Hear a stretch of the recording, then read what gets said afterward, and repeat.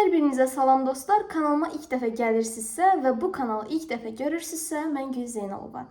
Artıq 3 ildən uzun bir müddətdir ki, siz izləyicilərin yararlanması üçün bir-birindən fərqli mövzularda inkişaf, motivasiya və yaxud da ki, dəstək xarakterli videolar çəkirəm ki, abituriyentlər və faydalanmaq istəyən hər bir kəs bu videolar sayəsində məlumatlansın və faydalansın. Amma videoya keçməzdən öncə qısa bir şəkildə özümü sizlərə təqdim etmək istəyirəm ki, yeni gələn izləyicilərim məni tanısınlar, haqqımda az da olsa məlumatlar olsun.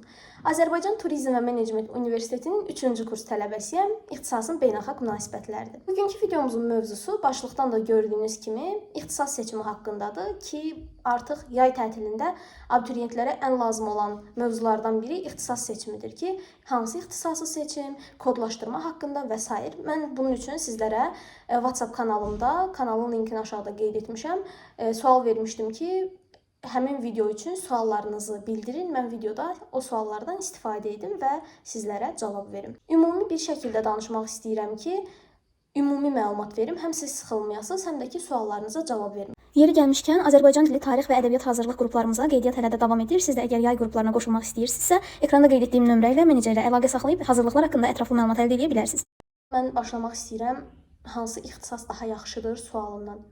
Yoldaşlar, bu suala mənim cavab verməyim açığı düzgün deyil. Çünki hər ixtisasın, hər qrupun öz ağırlığı var, hər qrupun özünün mərhələsi var, ixtisası var, yaxşı ixtisası var, normal ixtisası var. Yəni bunu şəxsi şəkildə mənim səsləndirməyim düzgün olmaz. Məsələn, ölkəmizdə ən perspektivli ixtisas tutaq ki, hüquqdursa, birinci qrupda kompüter mühəndisliyidirsə, IT üzrədirsə, ikinci qrupda menecmentdirsə, tutaq ki, deyirəm, və ya tarix müəllimliyidirsə, dördüncü qrupda cərrahiyyədirsə, həkimlikdirsə, yəni bu mənim şəxsi fikrim ola bilməz ki, mən deyim sizə filan ixtisas çox yaxşıdır, o ixtisası seçsəniz sizin gələcəyiniz parlaqdır.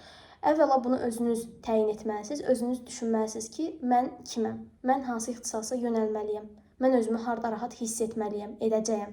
Siz bu suallara beyninizdə cavab verməlisiniz. Çünki bu suallara cavab verməsəniz, sizin nə kodlaşdırma müəlliminiz sizin arzularınızı, istəklərinizi yerinə yetirə bilməz, nə də gələcəkdə oxuyacağınız universitet. Ona görə də siz özünüzü tanımalısınız. Böyük ehtimalla siz hansısa qrupu seçəndə oradakı ixtisaslardan birinə yönəlmisiniz və bu ixtisasda öz gələcəyinizi qurmaq istəyirsiniz. Artıq yığdığınız baldan asılı olaraq o ixtisası seçib seçməmək sizin öz qərarınızdır təbii ki də. Və bu ixtisası beyninizdə özünüzə sual verməlisiniz, götür-qoy etməlisiniz ki, yəni sentyabra qədər gec olmasın ki, mən bu ixtisas üçün həqiqətən əmək sərf etmişəm, yoxsa etməmişəm. Bu ixtisasda özümü görürəm, yoxsa görmürəm. Gələcəyim var, yoxsa yox. İxtisasınızı buna uyğun seçməlisiniz.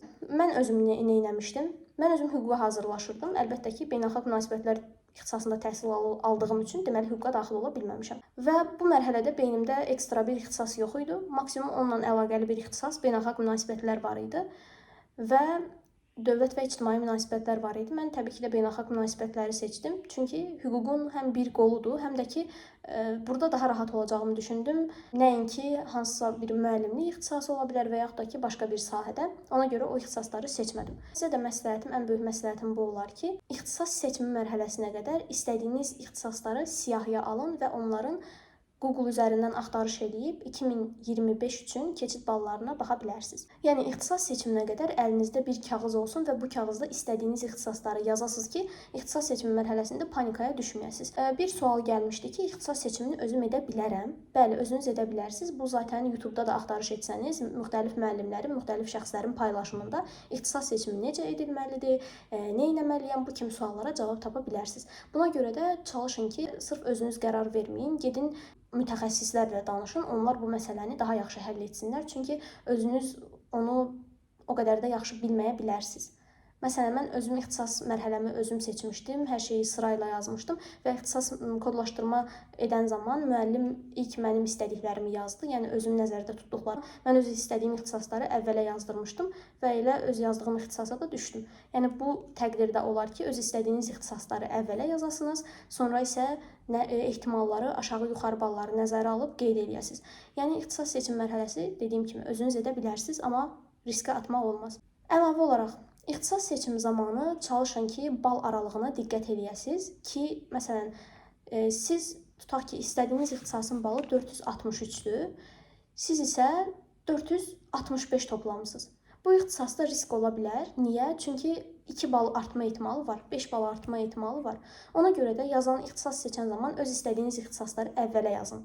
Daha sonra isə 10 bal aşağı, 10 bal yuxarı, yəni bu ixtisas seçimlərində mütləq nəzərdən keçirin ki, ballar düşsə və yaxud da ki, qalxsa, sizin kənarda qalma ehtimalınız olmasın. Bunu dediyim kimi bir mütəxəssis, bir müəllimlə etsəniz daha yaxşıdır. Çünki bal aralığını ölçməsini siz bilməyə bilərsiniz. Özünüzü riskə atmayın. Sizinlə belə bir şeydə bölüşmək istəyirəm ki, bəzən abituriyentlər və valideynlər belə bir söhbət edirlər ki, ixtisas seçimini daha tez etdirəndə universitetə daxil olma ehtimalı daha çox olur.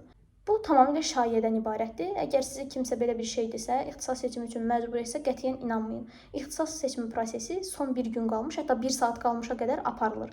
Amma siz yenə də ehtiyatı əldən verməmək üçün ixtisas seçimini son günlərə saxlamayın ki, saytda müxtəlif problemlər, donmalar baş verə bilər. Və ixtisas seçimini mən əgər səndən daha tez edirəmsə, sənin yerinə keçmiş sayılmıram ya da şansım səndən daha yüksək olmur. Mənim əgər topladığım bal səndən yüksəkdirsə, o zaman sən qorxmalısan ki, bəli, artıq bu şəxs mən universitetə və yaxud da ki, həmin ixtisasa düşmə ehtimalı daha çoxdur.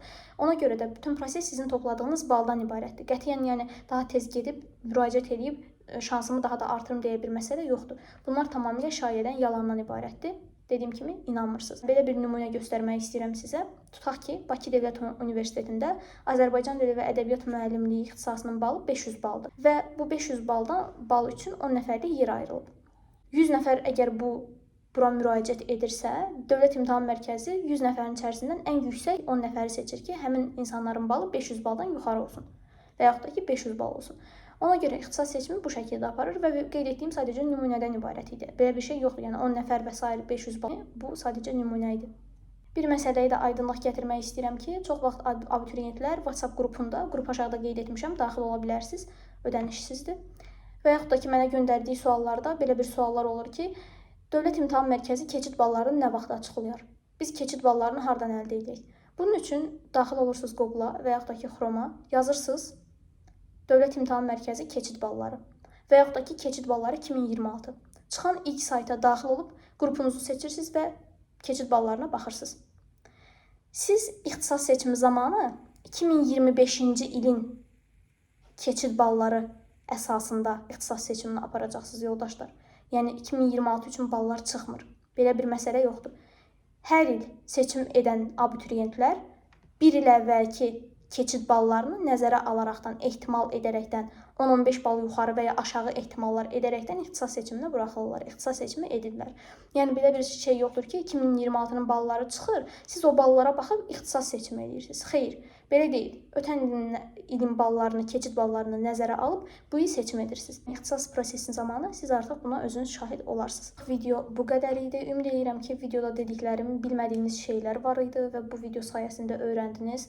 Bundan sonraki videomuz ya sizin etdiyiniz etiraflar, kanalda paylaşım etmişdim, etiraf videosu olar ya da ki, beynəlxalq münasibətlər ixtisası gələcəyi, mənim oxuduğum universitetdə beynəlxalq münasibətlər ixtisası və s. bu haqda bir video olar. Əlavə nəsə suallarınız varsa, şərh bölməsində mütləq qeyd eləyin ki, mən sizə şərh bölməsində cavablar verim və suallarınızı cavablandırım. Kanala abunə olub like atmağı unutmayın ki, videolar davamlı olsun. Sentyabra qədər hədəfim 8000 olmaqdır. Hazırda 7500 nəfərlik bir ailəyik. Hər birinizə də təşəkkür edirəm təkrardan. Sağ olun, hələlik, bay.